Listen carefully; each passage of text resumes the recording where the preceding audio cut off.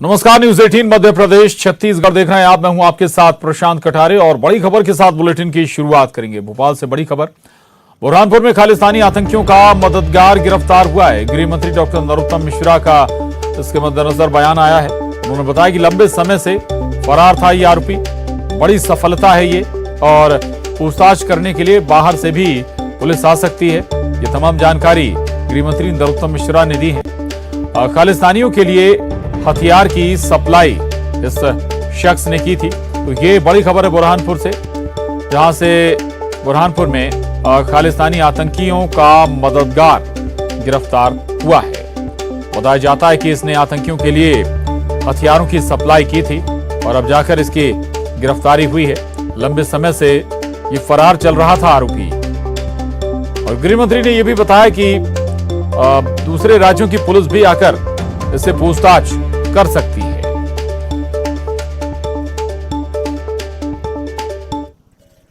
में पुलिस ने हमारी ने एक लंबे समय से फरार जो था आसन सिंह सिकलीकर, जिस पर उस दौर में खालिस्तानियों को हथियार देने का जो आरोप था, उसे गिरफ्तार किया है।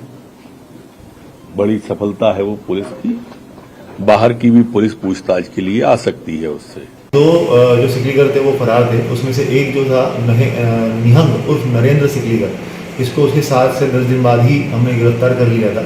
और जो उसका मेन सरगना था आसन सिंह सिकलीगर, इसको 31 जुलाई को आज जो है वो हम लोगों ने गिरफ्तार किया है और अभी उसकी पीआर ली हुई है। आज वापस पीआर बढ़ाने के लिए भी हम लोग आवेदन देकर पीआर लेके और पूछताछ करेंगे। ये खालिस्तानी मूवमेंट जो है वहाँ पर ये कट्टे सप्लाई करता था, तो उसी तारतम्य में इसका इनपुट भी हमें मिला था और उसी के बेसिस पे हमने ट्रैप बना रखकर और 21 कट्टे।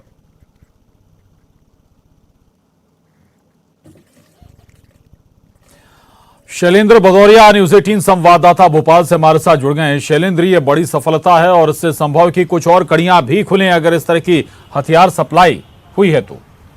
शैलेंद्र।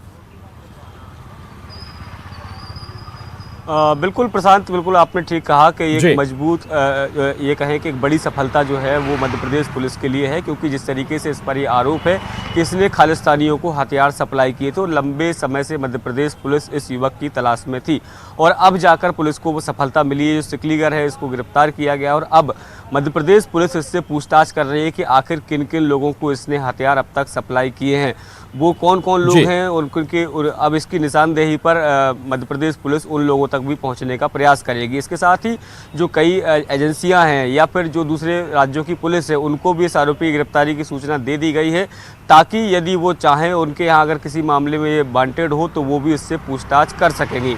तो मध्य प्रदेश के गृह मंत्री का साफ तौर पर यह कहना है कि मध्य प्रदेश पुलिस के लिए बड़ी सफलता है और अन्य राज्यों की पुलिस आकर भी इससे पूछताछ करेगी। जब इससे पूछताछ पूरी होगी तो कहीं ना कहीं कई बड़े खुलासे भी हो सकते हैं, क्योंकि एक मामले में तो मध्य प्रदेश पुलिस को तलाश थी, लेकिन संभवतः ऐसा भी हो सकता है कि कई अन्य राज्यों को भी इस आरोपी की तलाश हो, क्योंकि जिन लोगों को हथियार सप्लाई किए गए हों उनको अगर दूसरे राज्यों की पुलिस ने गिरफ्तार किया हो तो कहीं ना कहीं इससे भी उसके तार जुड़ सकते हैं। ये सभी सारी संभावनाएं अभी मध्य प्रदेश पुलिस तलाशने में जुटी हुई है, लगातार आरोपी से पूछताछ कर रही है।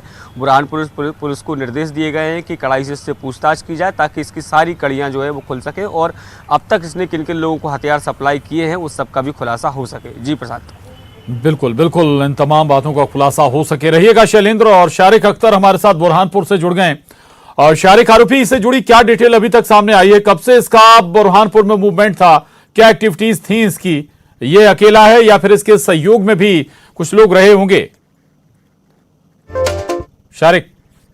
चोरी गांव है जहाँ पे सिकलीगर लोग निवास करते हैं और इनका काम ही है अवैध हथियार बनाकर इसको सप्लाई करना। चाहे जब चुनाव का समय होता है तो उत्तर भारत में ये सप्लाई करते हैं और इससे पहले भी कई बार सिमी के जो आतंकवादी पकड़े गए उन्होंने भी ये कबूली थी कि उन्होंने बुरहानपुर के सिकलीगरों से ही हथियार लिया। अभी हम ताजा मामला जो बता दें कि अभी जनवरी में आदिवासियों के जरिए अवैध हथियार का परिवहन करते पुलिस ने पकड़ा था, जिसमें आदिवासियों को तो गिरफ्तार कर लिया था, लेकिन इसके जो आरोपी थे निहम सिंह और आसन सिंह ये फरार चल रहे थे। उसमें से भी पुलिस ने एक निहम सिंह को गिरफ्तार कर लिया था, लेकिन सेंट्रल एजेंसी से जब पुलिस को इनपुट मिले कि ये जो आरोपी है इनका कनेक्शन खालिस्तान मूवमेंट से है, ये खालिस्तानियों को हथियार सप्लाई करते हैं, इसके बाद पुलिस हरकत में आई और जो फरार जो मुख्य आरोपी था उसे खरगोन के भगवानपुरा से गिरफ्तार करके पुलिस ने आज उसको कोर्ट में पेश किया, पीआर मांगा है, लेकिन जी। पुलिस ने कोर्ट ने अभी एक ही दिन का पीआर दिया है आज और उसको पेश करेंगे और पीआर और खुलासे पुलिस को उम्मीद है कि पूछताछ में और खुलासे हो सकते हैं। जी जी सारिक, थोड़ा सा ये भी बताइएगा कब से खालिस्तानियों तक ये हथियार पहुंचा रहे थे, चूंकि मामला ये बहुत बड़ा हो जाता है अगर खालिस्तानियों तक हथियार बुरहानपुर से पहुंच रहा है सिकलीगरों के जरिए या सिकलीगर उन्हें सप्लाई कर रहे हैं। तो सारिक, देखिए, कुछ समय पहले दिल्ली में जब कथित सिमी के जो आरोपी पकड़ाए थे हथियारों के साथ, तब उन्होंने एक इनपुट दिया था कि इन्होंने बुरहानपुर से सिकलीगरों से हथियार लिया है।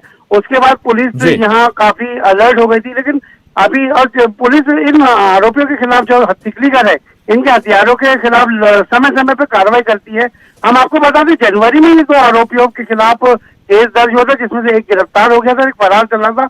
जैसे ही सेंट्रल एजेंसी से इनपुट मिला है बुरहानपुर पुलिस को कि इन दोनों आरोपियों का खालिस्तान कनेक्शन है, वैसे ही पुलिस हरकत में है और तत्काल उस फरार आरोपी को भगवानपुरा से जो खरगोन जिले में पड़ता है वहां से गिरफ्तार किया है और अब वो पुलिस पूरी तरह पूछताछ कर रही है। हालांकि पुलिस, हमारी एसपी राहुल कुमार से बात हुई, उनका कहना है कि आरोपी ने कबूल तो किया कि उसका जो कनेक्शन है, जो सप्लाई का जो चेन है, वो खालिस्तानियों को देता है, लेकिन अभी और पूछताछ में और खुलासे होने की उम्मीद है कि ये कब से खालिस्तानियों को और अब तक कितने हथियार वहां पहुंचा चुका है।